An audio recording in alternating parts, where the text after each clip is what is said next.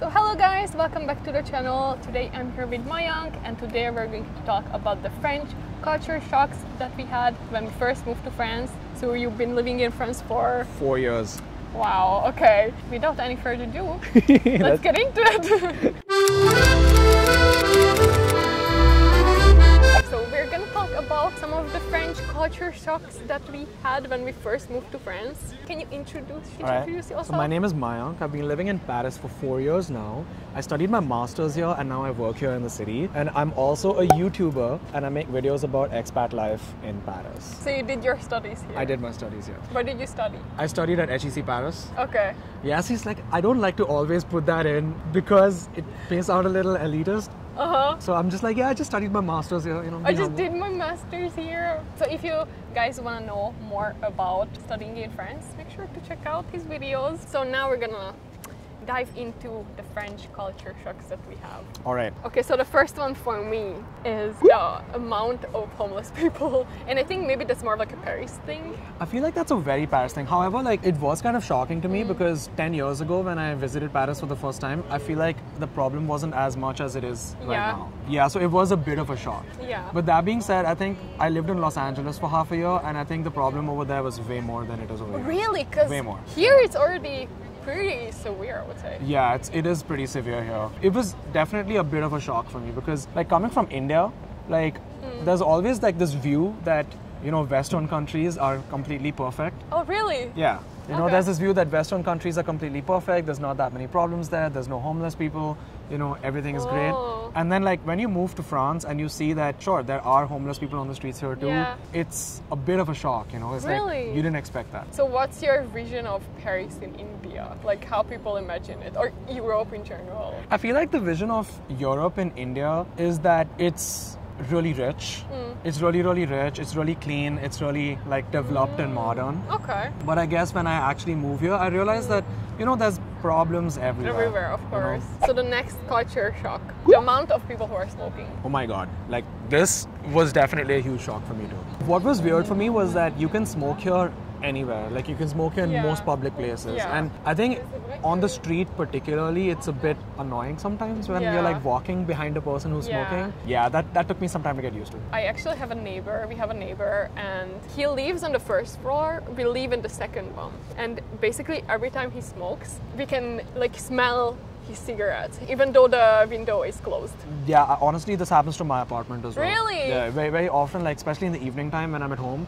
And I just keep my window open because I want some ventilation. Yeah. And then instead of having nice fresh air, I smell cigarette smoke. I mean, I lived in apartment complexes in India too. Yeah. And I didn't really experience this much over there. Really? Yeah. But it's so crazy. Also, he smokes every hour. Yeah. People here smoke a lot. Yeah. Like French people, they smoke a lot. And they smoke everywhere. Yeah. Okay, so the next one is the late and long dinners and like the whole dining culture. Like, was it shocking for you when you first got invited to a French family, for example? It didn't really shock me so much because I think even back in India, it's kind of the same. Yeah, it's pretty similar. Because I feel like I'm from Hungary and like in Hungary, when you invite people over, I would say you stay there like maximum like 4 hours or 3 hours, but you kind of do more activities other than just eating. But I feel like here, eating is like the only activity. I feel like here it's like eating. That's what I was gonna say. It's like eating and then drinking. Like that's just what you do. And then talking. And then you just talk. You talk a lot. And when it comes to the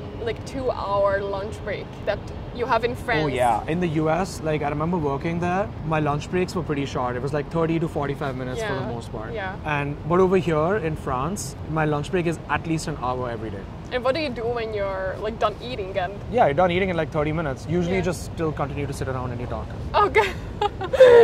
Okay, so the next culture shock that I had was the opening hours in stores, particularly Sundays. Honestly, that was the biggest culture shock. I remember this one time, so when I came to France in 2016, 6 years ago, for summer school, I remember I was like working on an assignment and it was like, I just kept working until like 8 p.m. Because I thought that, yeah, it's 8 p.m, that's like dinner time. Oh yeah, also early dinners were another culture shock for me.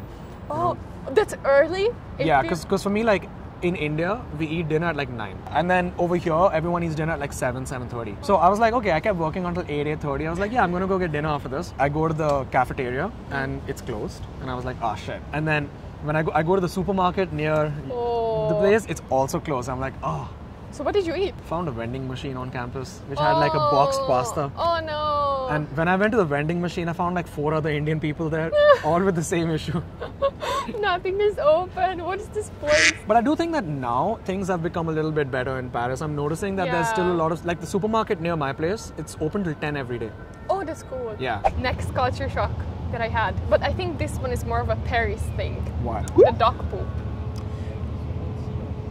Yeah, like it was kind of like a shock to me that Paris is not like super clean, because again, like as I said, like back in India, you have like this perception of Europe being like really modern and developed and clean. Yeah. And then when I come to Paris and I realize that actually the entire city smells like piss. Yeah, it smells like piss and dog poop.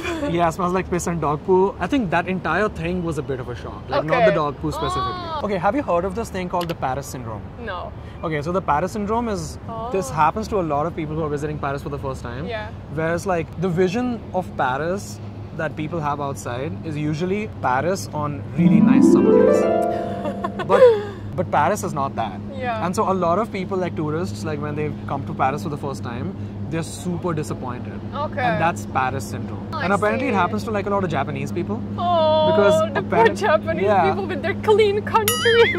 Because like apparently in Japan, like the idea of Paris is like really hyped up. And so when they come here to visit, they're like, oh wow, like this is gonna be great. And then like they reach here and then they see piss and dog poo. Oh no. It's like, it apparently like really messes a lot of people up in the head. Oh, I didn't know that. Yeah. I mean, even now that we're sitting here, I can smell some. I can smell peas.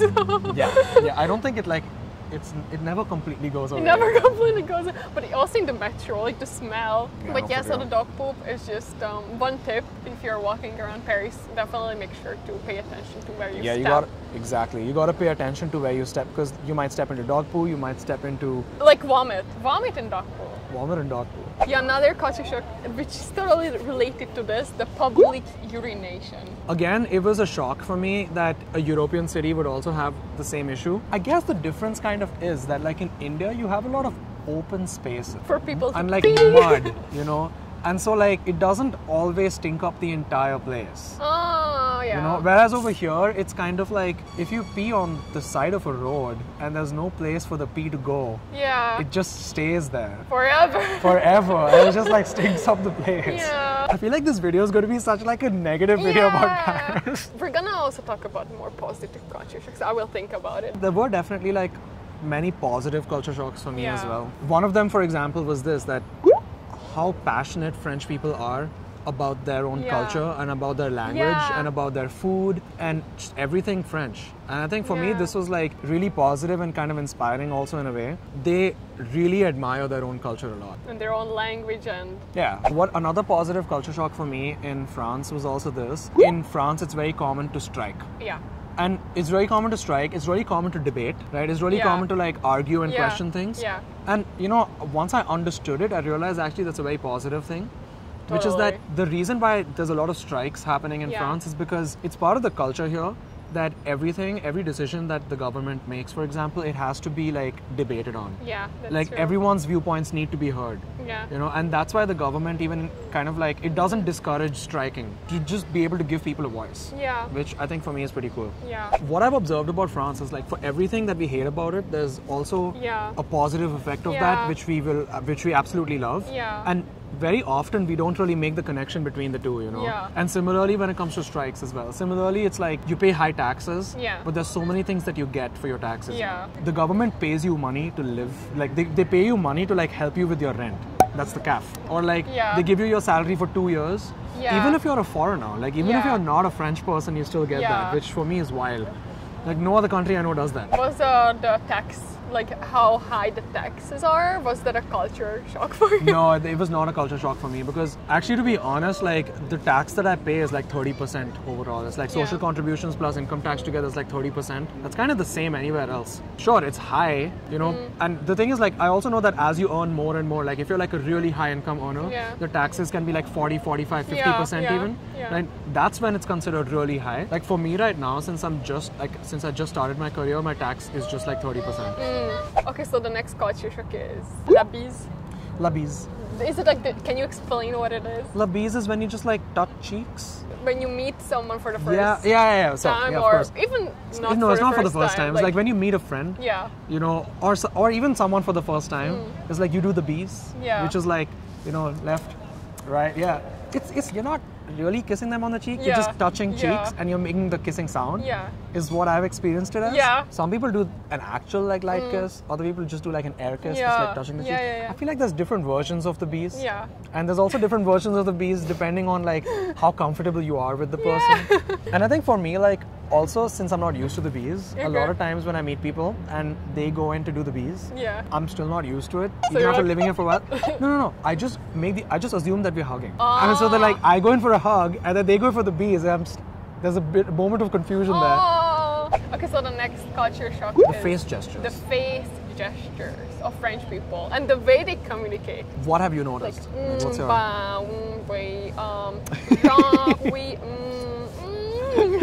Or like the... Oh yeah! For me, it's not really much of a shock because I think Indians kind of do that as well. Like Indians are also like, we make a lot of gestures. Like what? You know the Indian head shake?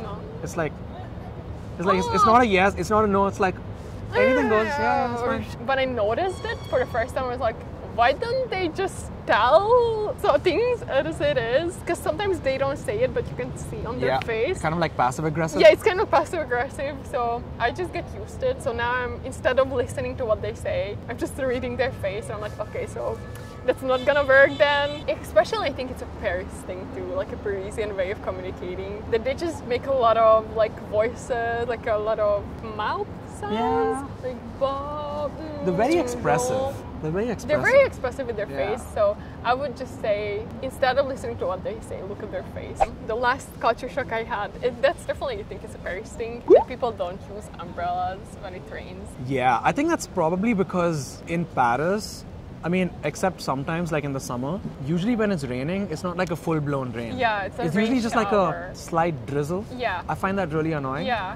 It's like cold. Yeah. Just like small droplets of rain. It's not enough for you to need an umbrella. Yeah. But it's not nothing that it's not annoying at all. Yeah. So how do you do, like raincoat. What do you do when...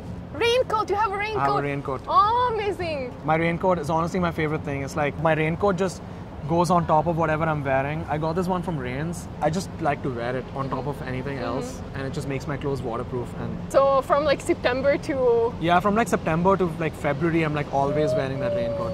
I think I kind of, now I have the Parisian approach that I just don't use an umbrella. Right. Because you never know. Yeah. And it's so annoying when you take out your umbrella and put it in your bag and have to carry it and then it doesn't rain. Super annoying. And that's why like I have a raincoat instead. Because I had an umbrella before and then I decided that I think a raincoat is just a better approach. Was it surprising to you how often it rains in Paris? Yes. I think weather in Paris was just surprising to me. I don't know. It shouldn't have been a surprise to me because this is something I could have looked up before. Yeah. But like it just was surprising to me that the weather here is like, when it's sunny and nice, it's really nice. But then when it's grey and rainy, it's like, it can be kind of gloomy. And I think that was it was a bit of a surprise to me how much of the year is grey and gloomy. Does it bring you down? It does a little bit. Yeah. Yeah, it does a little bit. Does it affect your mood? Or? For sure. Okay. One thing that I really try my best to do is like keep my apartment really nice and make my apartment really nice and warm and cozy so that even when it's raining outside, as long as I'm inside, I'm happy and I'm comfortable. You know? That's like the Danish